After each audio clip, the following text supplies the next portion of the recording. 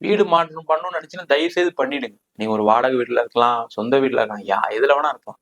நீங்க ஒரு மனசுல உங்களுக்கு படும். ஏன்னா ரிஷபராசி என்பதுக்கு அந்த எண்ணங்கள் எப்பவுமே சில பேருக்கு இப்போ ஒரு 6 மாசமா இருக்கு. நிறைய ஜாதகம் பாக்குறோம். அவங்க சொல்லும்போது என்னன்னா, உங்களுக்கு ஒரு இடம் மாற்றம் இருக்குன்னு சொல்லும்போது, ஆமா சார் நானே யோசிச்சுட்டு இருக்கேன். ஒரு வேலை மாற்றம் இருக்கும்போது நானே யோசிச்சுட்டு இருக்கேன்னு சொன்னவங்க நிறைய பேர் இருக்காங்க. அதனால ஒரு இடம் மாற்றம் கூட ஒரு மிகப்பெரிய ஒரு மாற்றத்தை கண்டிப்பா ஏற்படுத்தும். வீடு மாறுங்க, வீடு வாங்குங்க, இல்ல வீடு ஒரு லீஸ்க்கு போங்க. இந்த மாதிரி சூழ்நிலைகள் நடப்பதற்கான வாய்ப்பு அடுத்த 135 நாட்கள் இருக்கு. நிறைய பேருக்கு வண்டி வாகனம் சார்ந்த விஷயங்கள் அனுகூலமான சூழ்நிலைகள் இருக்கு. அதுக்கான முயற்சிகள் செய்யலாம். அதே மாதிரி இடம் விக்கல, வீடு விக்கல. நிறைய ரிஷபராசி என்பவர்கள் என்னன்னா, நான் ப்ராப்பர்ட்டில இன்வெஸ்ட் பண்ணேன். அதுலதான் கடன் அதிகமாயிடுச்சு. அந்த லோன் அதிகமாயிடுச்சு. அந்த ப்ராப்பர்ட்டி விக்கிறது ட்ரை பண்ணா அது நடக்க மாட்டேங்குன்னு சொல்லக்கூடியவர்கள் இந்த காலகட்டத்துல அதற்கான முயற்சிகள் செஞ்சீங்க அப்படின்னா, கண்டிப்பா இடம் சம்பந்தப்பட்ட விஷயத்துல, வீடு சம்பந்தப்பட்ட விஷயத்துல நிறைய பண வரவுகள் உண்டு. அதன் மூலமாக மிகப்பெரிய லாபம். அதன் மூலமாக உங்களுடைய பழைய கடனை